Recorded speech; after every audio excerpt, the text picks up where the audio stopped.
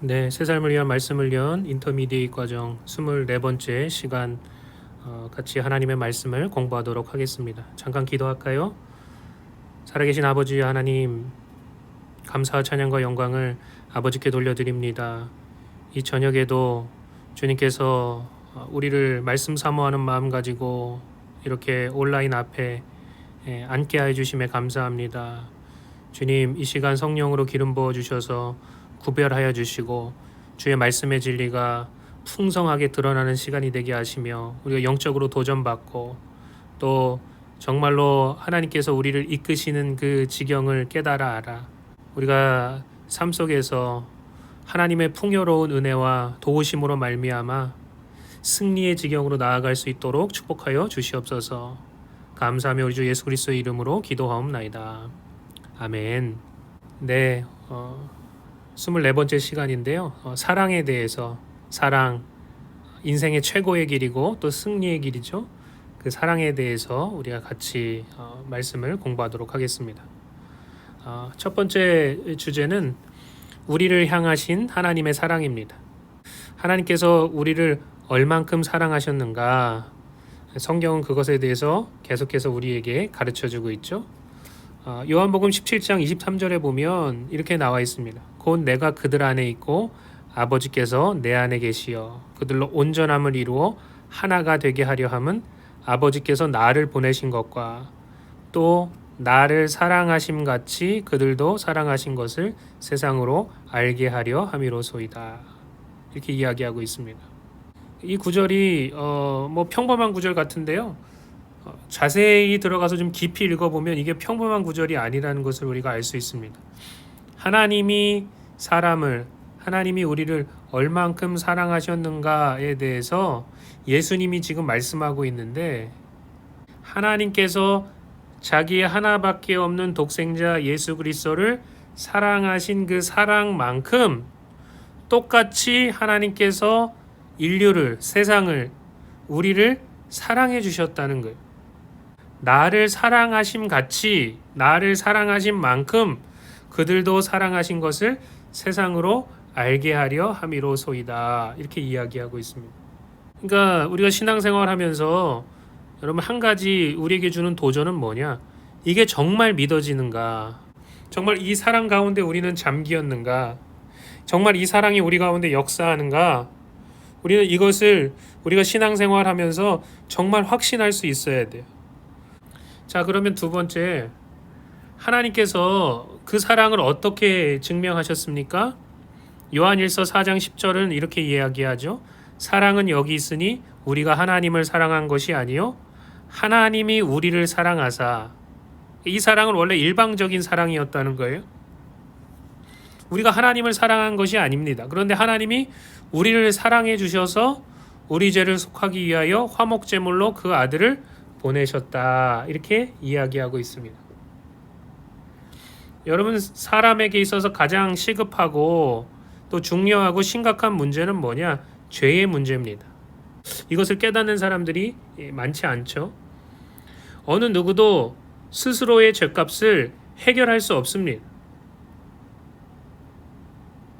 모든 사람이 죄의 올무에 걸려 있기 때문에 어느 누가 대신해 줄 수 있는 것도 아닙니다. 아무리 부모가 자식을 사랑한다 해도, 그래서 자식을 위해서 목숨을 버릴 부모들이 거의 대부분이지만 자식의 죄값을 대신 치를 수 없습니다. 왜냐하면 자기 자신도 죄의 올무에 걸려있기 때문에 자기의 죄값 때문에 멸망당할 수밖에 없다라는 거죠. 게다가 이 죄의 값은 육신적인 죽음으로만 끝나는 것이 아니라 지옥이라는 그런 영원한 형벌에 처해져야만 합니다. 그러니까 여러분, 죄라는 것은 정말로 치명적인 독과 같습니다.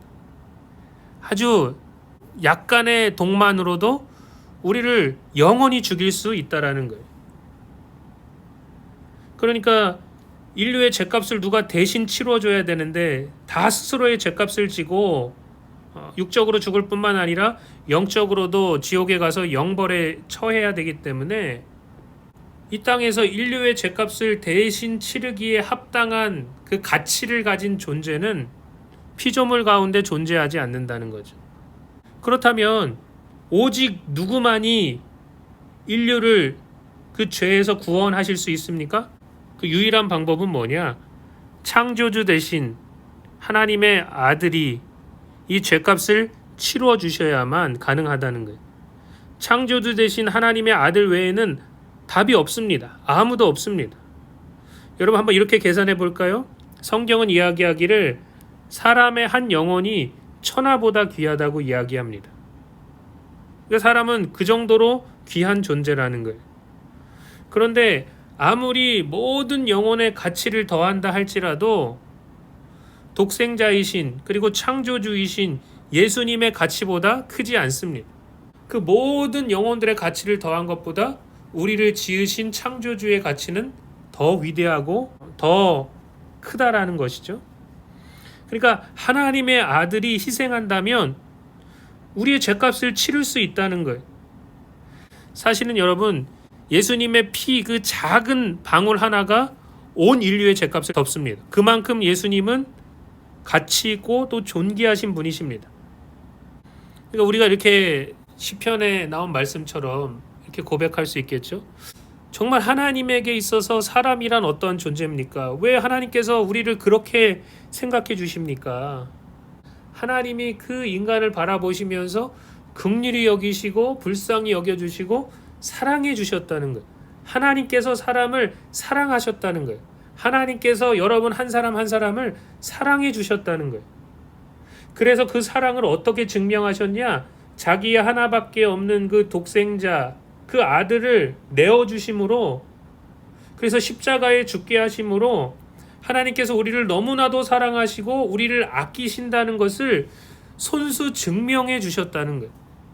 자, 로마서 5장 6절 또 8절 10절 말씀을 한번 보겠습니다. 우리가 아직 연약할 때 기약대로 그리스도께서 경건하지 않은 자들을 위하여 죽으셨도다. 우리가 아직 죄인 되었을 때 그리스도께서 우리를 위하여 죽으심으로 하나님께서 우리에 대한 자기의 사랑을 확증하셨느니라. 곧 우리가 원수 되었을 때 그의 아들의 죽으심으로 말미암아 하나님과 화목하게 되었은즉 화목하게 된 자로서는 더욱 그의 살아나심으로 말미암아 구원을 받을 것이니라. 이렇게 이야기하고 있습니다. 사람의 입장에서 보았을 때 또 세상의 기준으로 보았을 때 말을 잘 듣고 착한 사람을 존중하고 또 사랑하는 것은 그다지 어렵지 않은 일입니다. 참 사랑스러운 사람을 사랑하는 것은 어렵지 않은 일이에요. 그런데 연약하고 또 경건하지 못하고 죄인이고 또 원수된 그런 사람을 사랑하는 것은 절대로 쉬운 일이 아닙니다. 그리고 더 나아가서 그를 위해서 희생한다는 것은 이게 불가능한 이야기라는 거예요. 그런데 하나님께서 우리 존재 자체를 사랑해 주시고 긍휼히 여겨 주셨기 때문에 자기의 하나밖에 없는 독생자, 가장 사랑하고 기뻐하는 아들을 희생시키셔서 우리를 죄로부터 구원하셨다는 거죠. 여러분 또한 예수님의 마음도 하나님의 마음과 같았죠. 예수님도 아버지의 뜻에 온전히 순종하시고 자기의 생명을 십자가에 내어 놓으심으로 아버지가 우리를 사랑하는 것처럼 예수님도 우리를 사랑하신다는 것을 친히 보여주셨다는 거예요. 하나님의 사랑을 어떻게 알 수 있냐? 예수 그리스도의 십자가를 바라보면 알 수 있습니다. 그러면 이 하나님의 사랑의 속성에 대해서 우리가 조금 더 깊이 들어가서 말씀을 공부할 필요가 있습니다. 여러분, 이 세상의 사랑, 사람들이 하는 사랑은 언제나 이기적입니다. 자기중심적입니다. 그래서 나에게 잘해주는 사람을 또 나에게 좋게 대해주는 사람을 우리는 사랑하고 또 좋게 대해줍니다. 그러니까 이 땅의 사랑, 사람들의 사랑은 이기적일 수밖에 없고 자기중심적일 수밖에 없습니다. 이 땅에서 하나님의 사랑과 가장 닮아있는 사랑이 바로 부모의 사랑이죠. 부모는 자식을 위해서 희생할 수 있습니다. 부모는 자식을 위해서 목숨을 버릴 수도 있습니다. 이 부모의 사랑, 부모의 마음을 지으신 분이 바로 하나님이시라는 거예요. 그러나 여러분 사실 자세하게 들여다보면 부모의 사랑도 완전하지 않다는 거예요. 뭔가 불완전합니다. 부모의 사랑도 때로는 이기적이고 자기중심적일 때가 있습니다. 그러니까 오직 누구의 사랑만이 완전한가? 하나님의 사랑만이 완전하시다는 거예요. 그래서 성경은 하나님을 설명할 때 뭐라고 설명하냐? 하나님은 사랑이시다라고 이야기합니다. 요한일서 4장 16절에 보니까 뭐라 그래요? 하나님이 우리를 사랑하시는 사랑을 우리가 알고 믿었노니 하나님은 사랑이시다. 하나님 이꼬르 사랑, 이렇게 이야기하고 있다는 거예요. 우리가 여러분 사람에 대해서 이야기할 때는 누구는 사랑이야 이렇게 이야기하지 않죠. 아무개는 사랑이 많어, 혹은 아무개는 사랑이 적어, 이렇게 이야기하지 아무개는 사랑이야 라고 이야기하지 않습니다. 그러니까 이 사랑이라고 하는 것은 하나님의 본성이고 또한 하나님 자신이고 하나님의 DNA라는 거예요. 하나님은 사랑 그 자체이십니다. 그렇다면 이 하나님의 사랑은 어떠한 속성을 가지고 있는가? 이것을 우리가 알아야 됩니다. 고린도전서 13장 4절부터 보면 우리가 잘 아는 말씀이죠. 이렇게 나와 있습니다.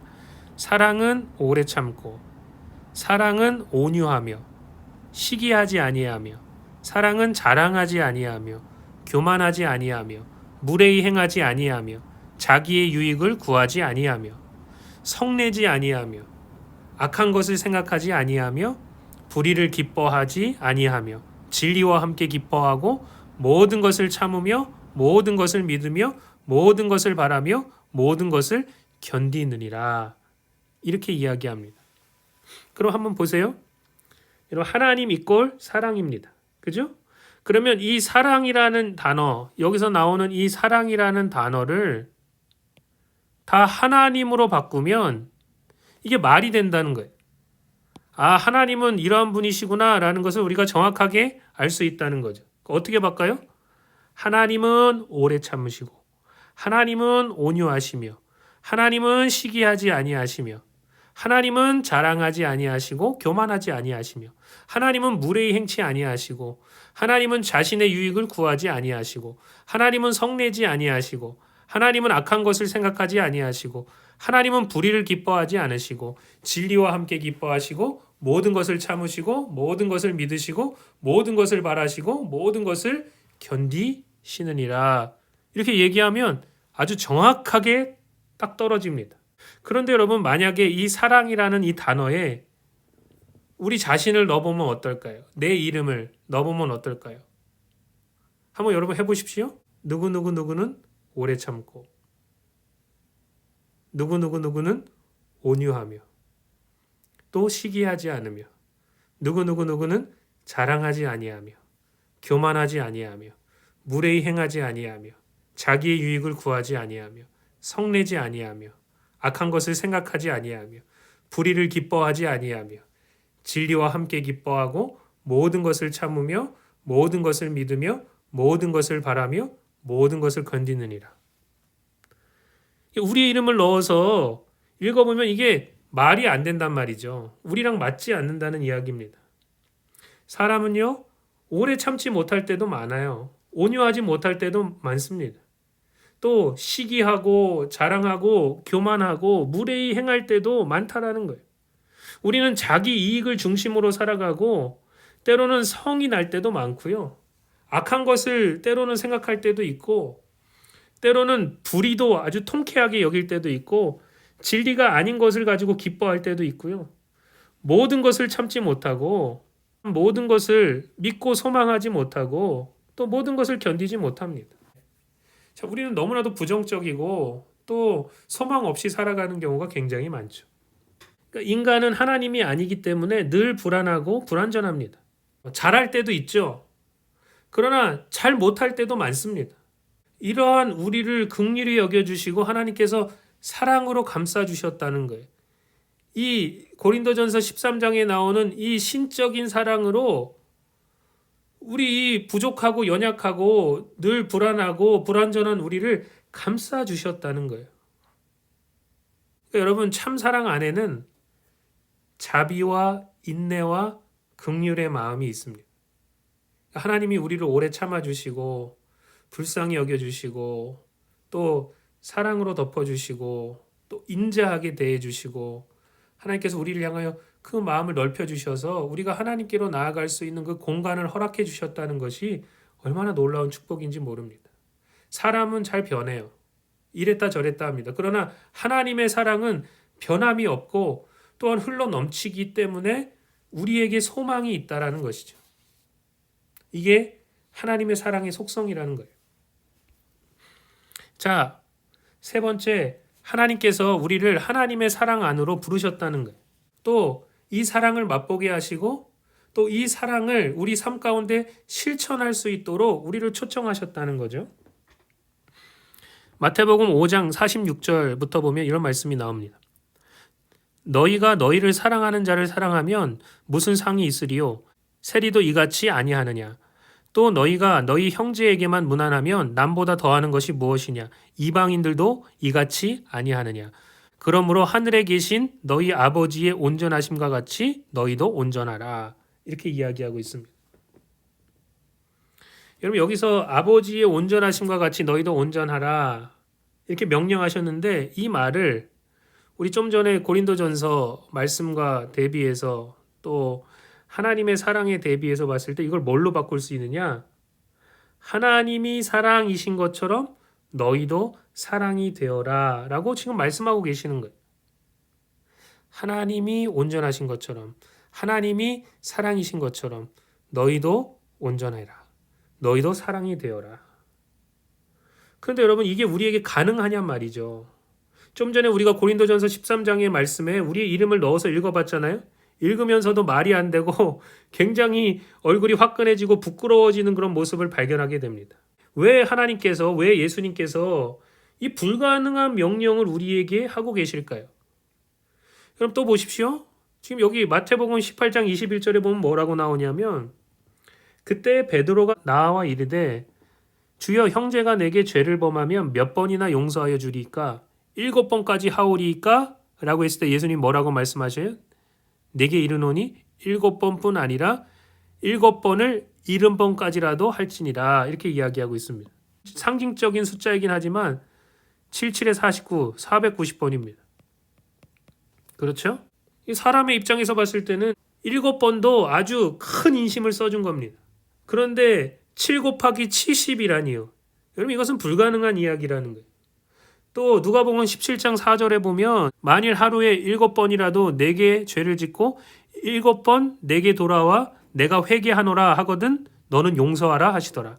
사도들이 주께 여짜오되 우리에게 믿음을 더하소서 하니 주께서 이르시되 너희에게 겨자씨 하나할 만한 믿음이 있더라면 이 뽕나무더러 뿌리가 뽑혀 바다에 심기어라 하였을 것이요 그것이 너희에게 순종하였으리라. 이렇게 이야기하고 있습니다. 하루에 7번을 잘못했는데 다시 돌아와가지고 7번 회개하고 용서를 구하면 우리가 용서할 수 있어요? 하루에 한 번 잘못하고 돌아와서 용서를 구해도 용서해 주는 게 쉬운 일이 아닌데 7번 잘못하고 7번 와서 용서를 구할 때 그를 용서해 주는 것이 이게 쉬운 일이냔 말이죠. 여러분 여기서 제자들이 뭐라고 말했어요? 우리에게 믿음을 더하소서. 이 말은 그럴 만한 사랑이 우리에게 없습니다 라고 이야기하는 것과 같아요. 우리의 믿음의 수준으로는 이게 도무지 이게 가능한 일이 아닙니다 라고 말하고 있다는 거예요. 사실 여러분 여기서 설명하는 이 사랑의 수준은 인간적인 사랑의 수준이 아닙니다. 여기서 말하는 이 사랑은 사실은 하나님의 사랑을 설명하고 있다는 거예요. 하나님의 사랑이 어떠한가를 설명하고 있습니다. 하나님은 그렇게 우리를 사랑하셨다는 거예요. 7번뿐만 아니라 7번을 70번까지라도 잘못했을 때 용서해 주시는 분이라는 거예요. 하루에 7번 큰 죄를 져서 하나님께 돌아가서 용서를 구하면 용서해 주시는 분이 바로 하나님이시라는 거죠. 그러니까 하나님께서 그렇게 하셨다는 거예요. 그리고 그 사랑으로 행하도록 우리를 초청하고 계십니다. 그렇다면 어떻게 이러한 신적인 사랑으로 우리가 사랑할 수 있을까요? 예수님께서 뭐라고 말씀하십니까? 여기 보니까 제자들이 우리에게 믿음을 더하소서라고 했을 때 주께서 이르시되 너희에게 겨자씨 하나할 만한 믿음이 있더라면 이 뽕나무더러 뿌리가 뽑혀 바다에 심기어라 할 것이요 그것이 너희에게 순종하였으리라. 이렇게 이야기하십니다. 여러분 우리가 뽕나무에게 뿌리가 뽑혀 바다에 심겨라 라고 명령했을 때 그것이 이루어진다는 것은 기적입니다. 불가능에 가까운 이야기가 어떻게 가능케 되는가? 예수님 뭐라고 말씀하셨습니까? 겨자씨 하나일 만한 믿음이 있으면 가능하다는 거예요. 우리가 어떻게 하나님처럼 사랑할 수 있을까? 예수님이 뭐라고 말씀하십니까? 할 수 있는 능력이 우리 안에 있다는 거예요. 우리가 신적인 수준으로 사랑하는 게 불가능한데 이 겨자씨 하나일 만한 믿음이 우리를 바꿔서 인간적인 수준에서 우리를 신적인 사랑의 수준으로 끌어올릴 수 있다는 이야기를 하고 있습니다. 네 번째, 어떻게 그렇게 할 수 있느냐? 아무리 작더라도 진짜 믿음, 진짜 생명이 우리 안에 있다면 우리에게는 가능성이 있다는 거예요. 여러분, 중요한 것은 씨앗입니다. 씨앗 안에는 생명이 있어요. 그 씨앗 안에는 무궁무진한 가능성이 숨어 있습니다. 이 씨앗은 무엇을 상징합니까? 우리 안에 주신 하나님의 생명, 하나님의 DNA를 상징합니다. 하나님께서 우리가 하나님의 자녀로 거듭났을 때, 우리가 새로운 피조물이 되었을 때 하나님의 생명을 우리 안에 심어주셨다는 거예요.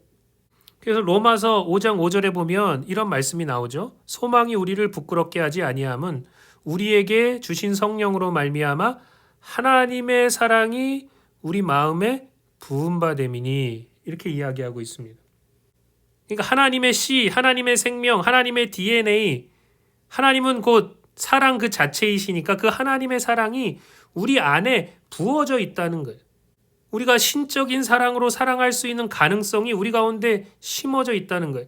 신적인 사랑으로 사랑할 수 있는 능력이 우리 가운데 심기워져 있다는 거예요.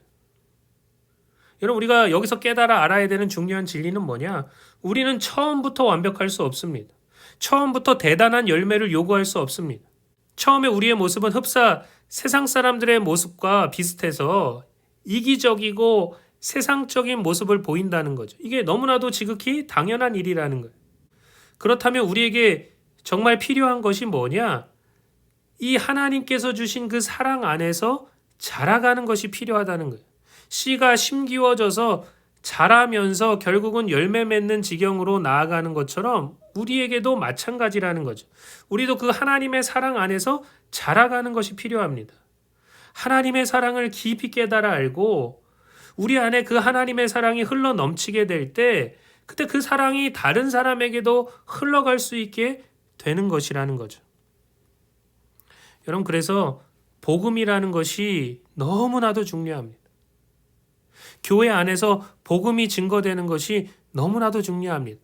세상에서만, 교회 밖에서만 복음이 증거되는 것이 아니라 교회 안에서 복음이 증거되는 것이 너무나도 중요합니다. 복음은 우리를 향하신 하나님의 사랑과 긍휼을 이야기합니다.